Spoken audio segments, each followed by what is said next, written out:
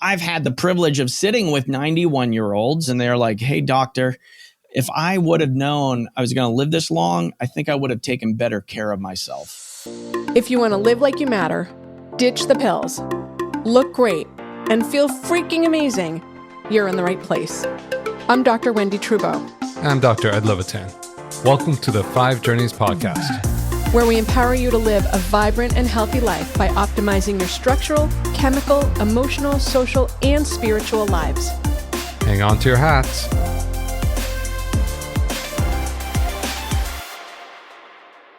Hello, and welcome back to another episode of the 5 Journeys podcast, Live Like You Matter. I'm Dr. Wendy Trudeau. This is Dr. Ed Levitan, and our guest today is Dr. Greg Eckel. In practice since 2001, Dr. Eckel co-founded Nature Cures Clinic in Portland, Oregon, where he shares what he calls Soraya's gifts with the world. As a loving husband and clinician, he took a deep dive into medical research, looking for cures to his wife's Creutzfeldt-Jakob disease, a rare chronic neurodegenerative condition with no known cure. While he unfortunately didn't find a solution for Soraya, the information he discovered and now uses in his clinic is showing promise for thousands of people in their brain health. Welcome, Greg. Very excited. Thanks for being here. My pleasure. So how does going from neurodegenerative disease to longevity? That's a pretty, for one, you're talking about major disease that's majorly affecting people versus something that's going to prolong, hopefully, health span, not just lifespan. Right. Yeah. You know, I want to live long and then just die, right? I don't want to be into disease process or chronic illness. So it got me thinking, like, heck, if these programs that I'm putting together are helping people that are significantly progressed into a pathology, what if we put it in for us now and really, change the game and get into thriving? Like, what does thriving look like? Like, are we able to age backwards? I most of the time feel like an 18-year-old kid. Like, I'm giddy with excitement when I wake up in the morning to see, well, how does this mystery unfold today? And so I wanted to share that with people on the other end of the continuum of like, I'm seeing this work over here. What if we just move the conversation on the continuum over into a wellness or health span discussion? And lo and behold, it's a lot of fun. Two, it's a whole different conversation to have with people. So I think I did it mainly for my heart of like, okay, I can help a lot of significantly progressed people in their disease process. And I also want to work on what does thriving look like? Like, how good can it get? Like how along those lines. And that's a fun conversation to have. So have you been able to boil down in your work on this, the top 5 things that set the stage for longevity? Talk about the top 3, right? The top 3 killers: cardiovascular disease, cancer, and neurodegeneration. I think to make it more practical to people, because those are the top killers, one, the first tenet is don't die. That's a good thing, I guess. That's a really low bar, Greg. Well, I mean, it's the truth, though. Don't die is the first tenet of longevity, because the longer that we're around, the advances in medicine that are coming down the pike in the next 10 years are phenomenal. I mean, I get to talk with Dr. Anthony Attila. He's growing organs in his lab from stem cells from skin at Wake Forest. And I mean, that's miraculous in and of itself. That should be, he's predicting within 3 to 5 years having FDA approval for that process. So, I mean, and those are solid organs. So that is like, the truth is, like, the longer you're around, the more advances that we're going to see in medicine. But if we're going to talk about thriving, so in the direction that you want to go on that, which I can do that, we're looking at, you want to maintain the vessel for as long as possible in a fully functional, pain-free manner. I've had the privilege of sitting with 91-year-olds. Right when I started my practice, I'm sitting with 91-year-olds and they're like, hey, doctor, if I would have known I was going to live this long, I think I would have taken better care of myself. The accidental octogenarian. Yeah, right. And so having that is like, okay, well, you want to really maintain your joints, you want to maintain your muscles, you want to maintain your heart, and you want to maintain your brain. And not just maintain it, but you want to really are there ways that you can reverse the aging? So we can measure biologic age, which is not just your times around the sun, but it's how old do your cells think they are, right? So you've seen people your same age, they either look 10 years younger or 10 years older. And, for a variety of reasons, their genetics component, there's lifestyle component, stress level component. I mean, you look at any US president, and in the 4 years that they're in office, they age extremely fast. And so, well, what is that? Stress levels, right? And so stress, we know, is a metabolizer. It will quicken your metabolism and accelerate the aging process. So you look at what can you do to slow that aging process, and then how do you reverse it? So let's talk about, you said cardiovascular, cancer, and neurodegenerative. How do you prevent cancer? So that's the $1 trillion question right there. Well, I mean, you brought it up. You said don't die. No. I did. So one, there's some early detection methods now.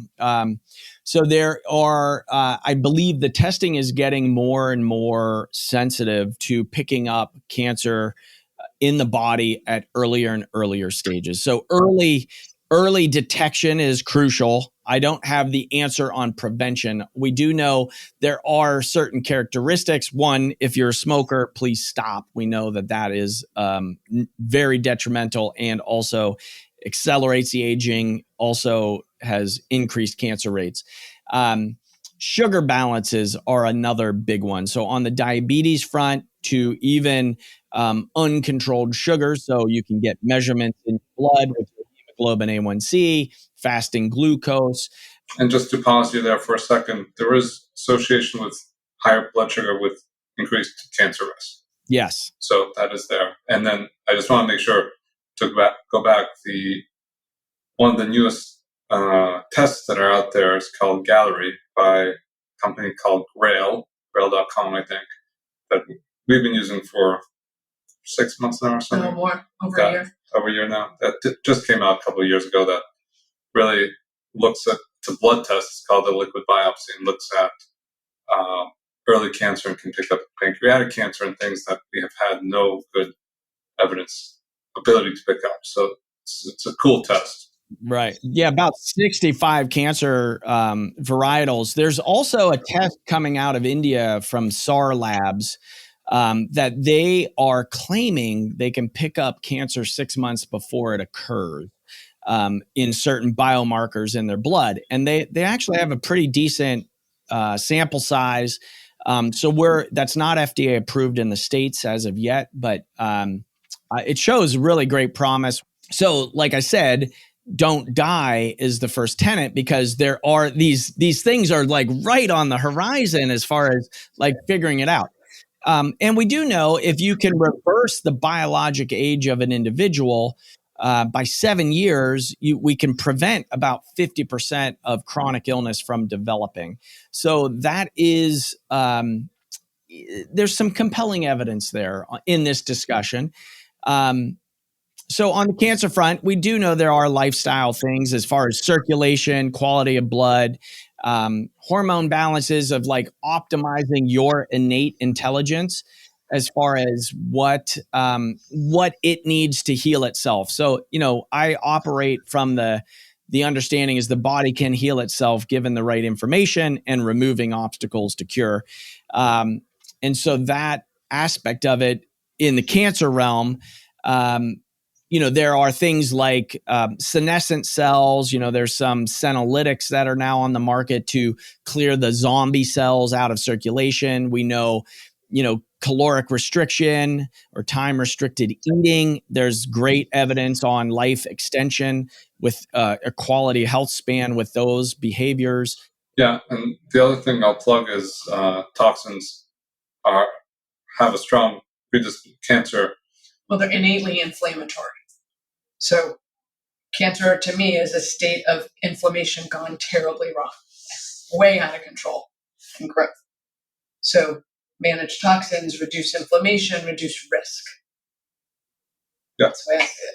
And I mean, we're all exposed to crazy amount of toxins, and although we have some of the toxins have some kind of profile in terms of their toxic profile, but nobody has a toxic profile with the hundreds of toxins that are currently in our body.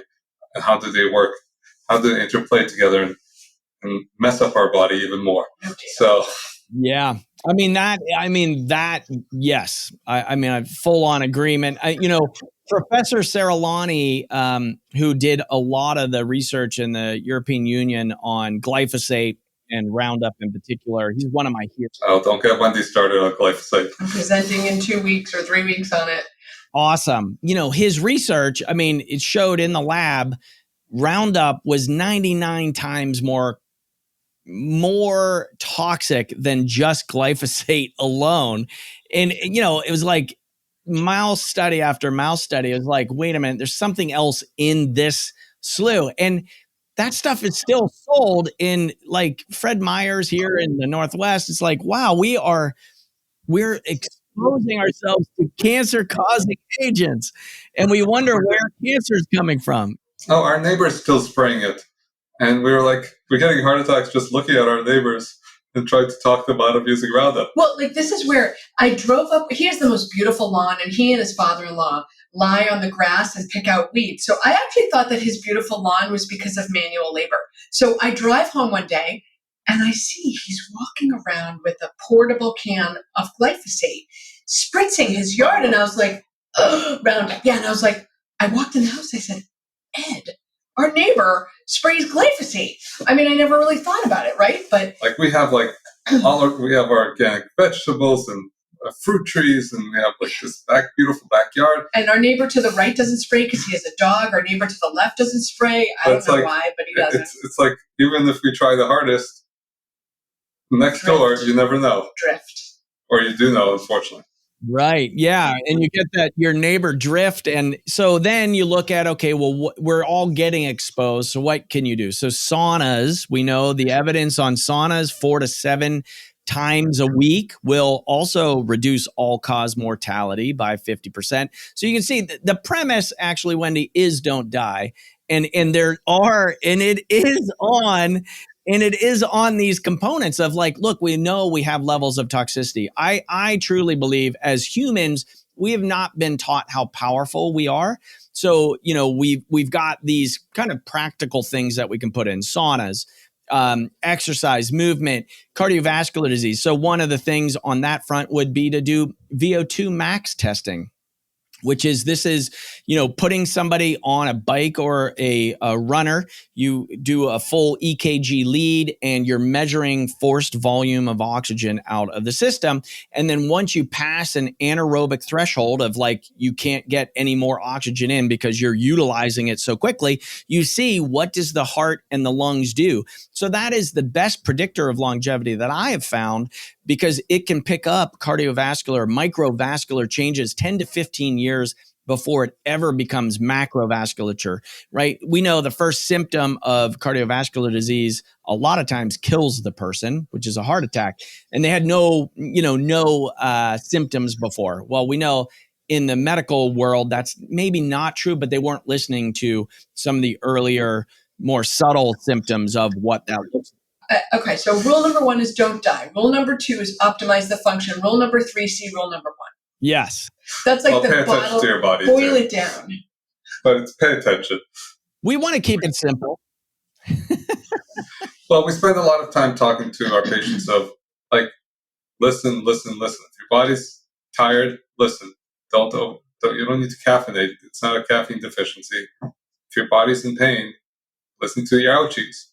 If we gave you a few supplements. Did you say that to your patients? Huh? Ouchies. If I give you too many supplements and they don't feel good, stop. Listen to your body. Don't give away your power. Don't give away your authority of your own body. Mm-hmm. So it's one of those I think when you talk about people having been educated, people are educated to say, at least the older generations, doctors know everything. You listen to what they say, take your pills, don't, you'll be fine. And the new conversation is, at least on our side, I'm sure it's on the same in yours, is your body has the innate intelligence it needs. Listen to what your body says. Get some inspiration from people, could be doctors or whatever's the right place for you. But you got to listen, and you got to actually pay attention and slow down enough. Yeah. It's like that Cat Stevens song, "The Answer Lies Within," right? So it is the intelligence is speaking in the apparatus of our bodies. And I think as great clinicians and providers, the ones that listen, like you're saying, you're coaching and educating your patient base on, you've got to listen to your body. And that's what all I do. I say I do a lot of nothing all day. It's the body, it's the person, and it's the levers that we push on. I can hold the space. I can create the certainty, or at least knowingness that, one, we have a safe space. Two, we're turning over the stones that we need to turn over. But ultimately, it is the individual doing the work. They're the ones that are telling us what's the path here to Wellville? How do we get back there? So I love that. And that is that component of really empowering the person to trust their wisdom and really getting them back in touch with that. Because what has happened now, when people get into a fear-based component, they're not able to access their prefrontal cortex, which is where all of the possibilities exist. So when we're in our limbic and amygdala, which is fear, when you're under fear, or feel like, okay, when's the other shoe gonna fall? Or, we're being vigilant, like we just went through, 3 years of major propaganda around fearing other. And some people are still living in that fear.